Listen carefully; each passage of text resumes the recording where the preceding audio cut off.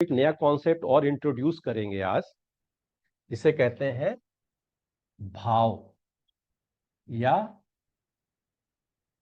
Houses. इसमें भी दो तीन चीजें हम लोग समझेंगे।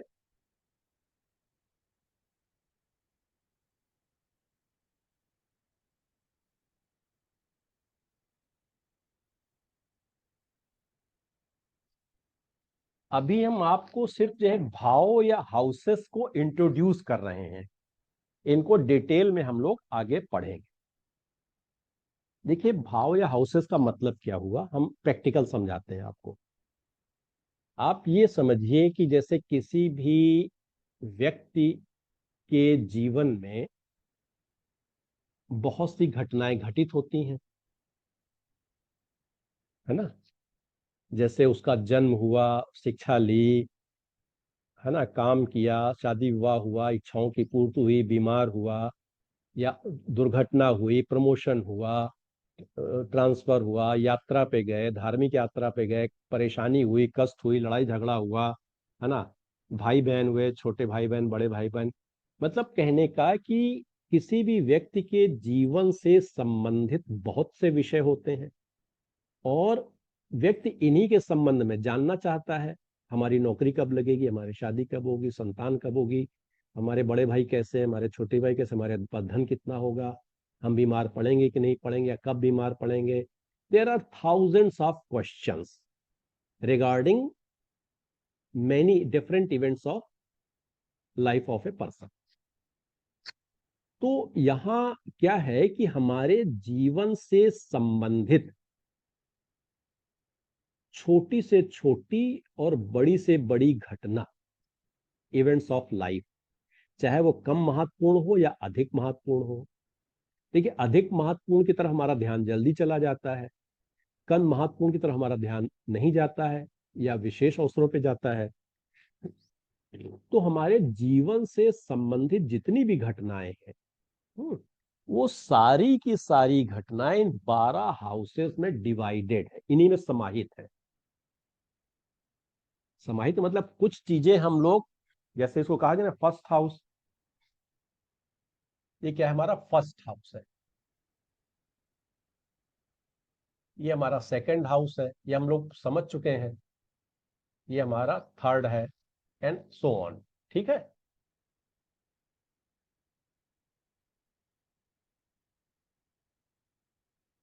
7, 8, 9, ये हमारे 12 हाउसेस हैं। हमारे 12 हाउसेस में हमारे जीवन की समस्त घटनाएं जो हैं वो समाहित हैं। और हमको ये आगे में समझना है कि किस भाव से हम कौन सी घटना देखेंगे। हाउसेस की इंपॉर्टेंस क्या है कि अगर हमें अपने जीवन से संबंधित किसी घटना को देखना है तो हम एक विशेष भाव की तरफ जाते हैं। और ये जो जीवन की घटनाएं हैं, इनका बड़ा क्लियर कट डिवीजन है डिफरेंट हाउसेस में। तो किस हाउस से हम लोग क्या देखेंगे, हम अभी थोड़ी देर में, हो सकता है आज ही इसको हम लोग ले लें। लेकिन उसके पहले हम आपको एक टर्म देना चाह रहे हैं, जिसको कहते हैं लग्न या एसेंडेंट।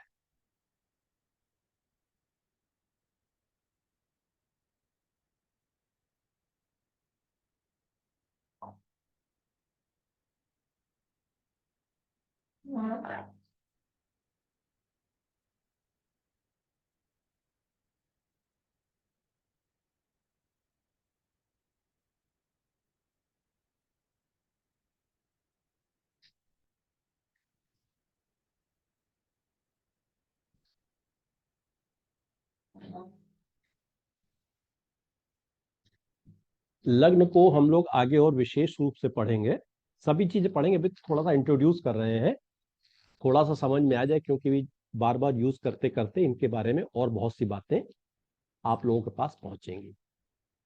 सबसे पहले समझ लें कि इस जोडियाक के फर्स्ट हाउस को हम लोग लग्न कहते हैं।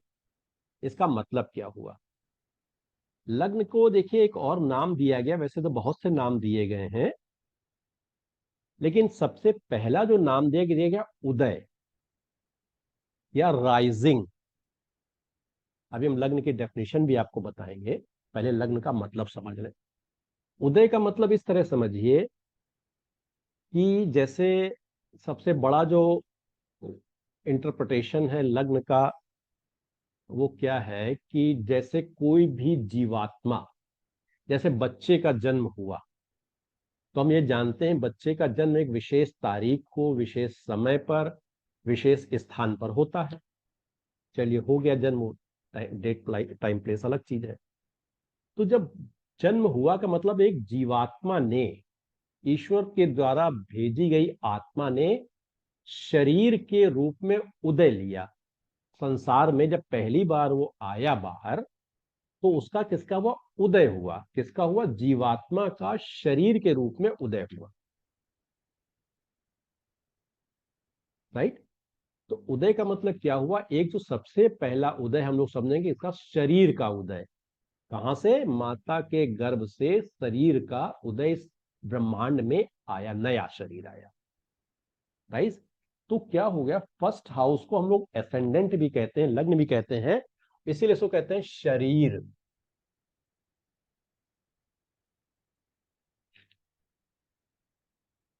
तो फर्स्ट हाउस क्या डिनोट करता है, शरीर। किसका शरीर, जिस भी नेटिव के लिए हम लोग कोई चार्ट बनाएंगे, तो फर्स्ट हाउस है एसेंडेंट या लग्न, और वहां वो क्या डिनोट करता है, शरीर डिनोट करता है। अब इस उदय को अगर हम लोग और व्यापक स्तर पर ले जाएं, लेकिन आपको ज्यादा दूर नहीं ले जाएंगे, भटकाव हो जाएगा, तो इस तरह भी समझ सकते हैं। जैसे कभी कभी ये होता है, देखिए आप लोग न्यूज़पेपर में पढ़ते होंगे कि ये जो लोकसभा पांचवी या आठवीं या 10वीं लोकसभा का जो है कार्य, वो का उदय जो है इस दिन इस समय हुआ, या प्रधानमंत्री ने इस समय इस दिन शपथ ली। तो प्रधानमंत्री अपने कार्यकाल की शपथ ले रहे हैं, तो वो जो कार्यकाल मतलब 5 साल का कार्यकाल उनका कैसा रहेगा, या लोकसभा का कार्यकाल कैसा रहेगा, कोई भी संस्था बना रहे हैं, suppose you are going to start any company और एजेंसी, तो पर्टिकुलर टाइम में आप जब उसको शुरुआत करते हो तो कंपनी का उदय होता है या संस्था का उदय होता है। ठीक है, उसको भी हम लोग लग्न से देखते हैं। या कभी कभी होता है, आपने सुना होगा, आगे सुनेंगे कि प्रश्न ज्योतिष होती है, ज्योतिष लोग प्रश्न से क्या कहते हैं, उत्तर देते हैं। तो जिस समय आपने एक निश्चित समय में आपने प्रश्न पूछा, वो भी डेट टाइम प्लेस निश्चित होगा उसका, तो प्रश्न का उदय हुआ। ठीक है, वो प्रश्न यहां से देखा जाएगा। लेकिन अभी वहां हम लोग इतनी दूर ना जाए, हम लोग मोटा मोटा क्या जाए, उदय का मतलब है, फिलहाल हम लोग जो होरा शास्त्र पढ़ रहे हैं, uday means rising of a body, physical body, शरीर का उदय। ठीक है। तो फर्स्ट हाउस क्या कहलाती है, एसेंडेंट कहलाती है। व्हाट इज फर्स्ट हाउस, लग्न या उदय, एसेंडेंट। ठीक है, राइजिंग, फर्स्ट हाउस।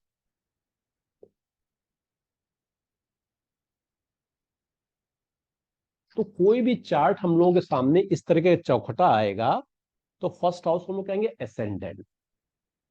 एसेंडेंट या उदय या शरीर। अब शरीर में क्या क्या होता है भी हम लोग इसको डिस्कस करेंगे। पहले हम आपको ये बता दें कि देखिए हम लोगों ने अभी तक 12 राशियां पढ़ी हैं, मेष से लेकर के मीन तक की। और हम ये जानते हैं कि 12 राशियों का एक चक्र है गोल। इस फिगर को जरा समझने की कोशिश करिए। ऊपर वाला तो हमारा ये जोडियाक है, राशि चक्र है, ये मीन राशि यहां पर है, राशि चक्र, है ना, जोडियाक। और ये क्या है, ये सपोज हमारी पृथ्वी है।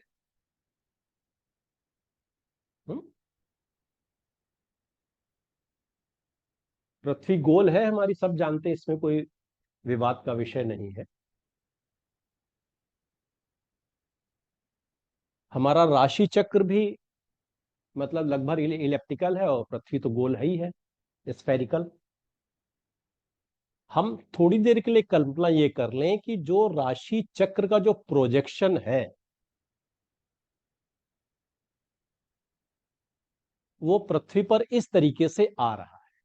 हम लोगों ने ये समझा कि राशि जो जोडियाक का एक प्रोजेक्शन पृथ्वी पर, उसकी पूरी जो उसकी भूमध्य रेखा है उसके ऊपर पूरा एक प्रोजेक्शन आ रहा है। इसलिए ग्लोब नहीं था हमारे पास, इसलिए ये बनाना पड़ा। अगर ग्लोब देखेंगे एक आध दिन में मिल जाएगा तो उस हिसाब से भी समझा देंगे। तो फिलहाल हमने इतना समझा कि हमारी पृथ्वी गोल है और राशि चक्र भी गोल है। तो राशि चक्र का प्रोजेक्शन, छाया पृथ्वी पर इस तरीके से पड़ रही है, ये एक कॉन्सेप्ट हो गया। दूसरा क्या है, हम लोग ये भी जानते हैं कि पृथ्वी जो है अपनी एक्सिस पर घूमती है। कहां घूमती है? इस डायरेक्शन में, ईस्ट टू वेस्ट। अब इसमें कोई गलती हो जाए तो देख लेंगे, थोड़ा सा भूल जाते हैं कभी कभी। कहने का मतलब पृथ्वी घूम रही अपनी एक्सिस पर, और हमारा राशि चक्र फिक्स है। तो पृथ्वी जब घूमती, हमने ये भी समझा कि ये हमारा पहला हिस्सा क्या है, एसेंडेंट।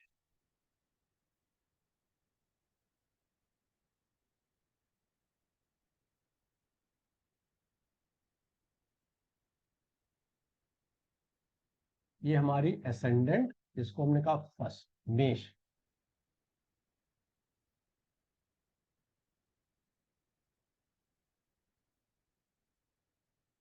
दोनों को एक साथ लेकर के चलेंगे।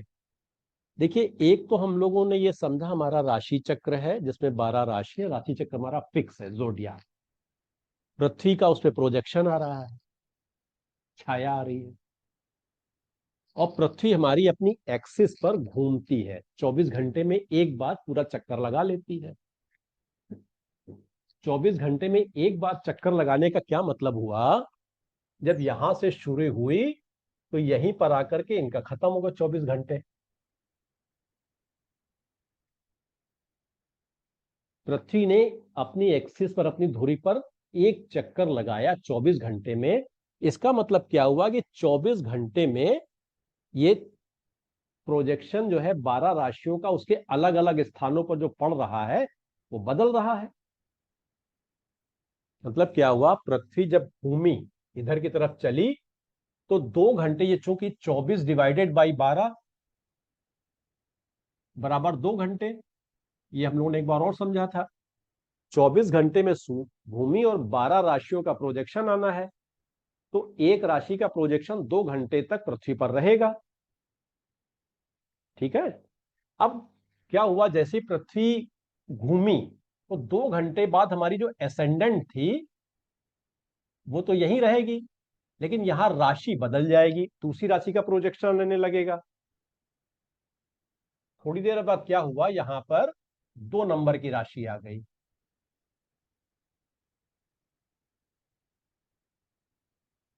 10, 11, 12, 1। जब पृथ्वी, तो एसेंडेंट क्या हुआ, एसेंडेंट वाली जगह पर क्या आ गया, हमारा 2 नंबर की राशि आ गई। फिर क्या हुआ, और घूमी, 2 घंटे बाद एसेंडेंट की जगह पे 3 नंबर की राशि आ गई।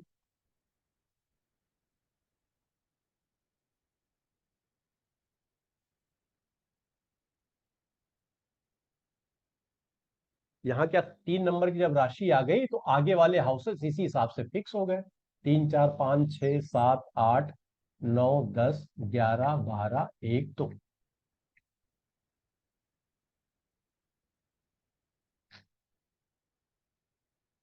कहने का मतलब यह है कि हम लोग एसेंडेंट में उस वाले खाने में 1 से लेकर के 12 नंबर तक की राशियां देखेंगे।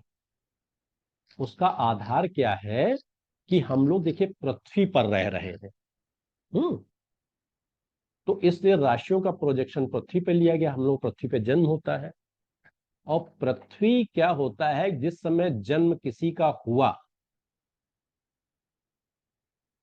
उस पर्टिकुलर डे टाइम में पृथ्वी का कौन सा हिस्सा यहां पर आया ईस्ट डायरेक्शन में।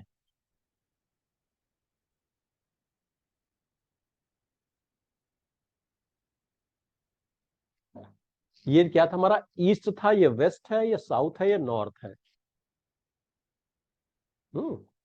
जो हिस्सा पृथ्वी का ईस्ट डायरेक्शन में आएगा वो हिस्सा हमारा एसेंडेंट कहलाएगा। और ये राशियां इसमें पृथ्वी के घुमाव के अनुसार इसमें अलग अलग राशियों का प्रोजेक्शन जो पड़ रहा है वो आता जाएगा। यहीं से लग्न की एक परिभाषा आती है कि किसी भी जातक या नेटिव की लग्न क्या होगी या लग्न किसे कहते हैं। जो लग्न की परिभाषा दी गई वो ये दिया गया, किसी भी नेटिव के बर्थ के समय यानी एक पर्टिकुलर डेट टाइम प्लेस पर हमारी पृथ्वी का जो भी हिस्सा ईस्टर्न डायरेक्शन में था,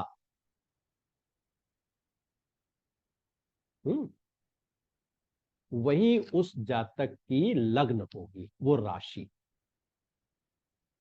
ये पृथ्वी है, इसको हम लोगों ने राशि चक्र के अनुसार 12 राशियों में डिवाइड कर लिया प्रोजेक्शन के माध्यम से। अब सपोज किसी का सवेरे 6 बजे जन्म हुआ और उस समय मेष लग्न, पृथ्वी का कौन सा हिस्सा, मेष वाला हिस्सा ईस्टर्न डायरेक्शन में था, ये 2 घंटे रहेगा। फिर किसी का जन्म 8 बजे हुआ तो ये घूम करके यहां 2 नंबर की राशि आ गई ईस्टर्न डायरेक्शन में, तो उस जातक की लग्न क्या हो गई, वृषभ हो गई। तो ऊपर वाले खाने में कौन सा नंबर है, 2 नंबर आ जाएगा। फिर पृथ्वी और घूमी 2 घंटे बाद, 10 बजे मिथुन राशि का हिस्सा इसमें आ गया ईस्टर्न डायरेक्शन पर। तो क्या हो जाएगा, वहां एसेंडेंट के नंबर पे 3 नंबर की राशि आ जाएगी। इसी तरीके से हर 2-2 घंटे पर नेक्स्ट डे मॉर्निंग 6 बजे क्या होगा, फिर मेष राशि आ जाएगी, राइट। ये हमने आपको समझाने के दृष्टिकोण से एक रफ लेकिन सॉलिड कॉन्सेप्ट दिया है। आगे के कॉन्सेप्ट जो आएंगे वो इसी को और डेवलप करते हुए, रिफाइन करते हुए आएंगे, ठीक है। अब ये थोड़ा सा ज्योग्राफिकल है, टेक्निकल है, इसके बारे में आप लोग खूब क्वेश्चन कर लीजिए। फिगर से ना समझ में आ रहा हो, है ना, वो आप पूछ लीजिए, क्योंकि इसका समझना जरूरी है कि एसेंडेंट में जो डिफरेंट राशियां आ रही हैं वो क्यों आ रही हैं। चलिए।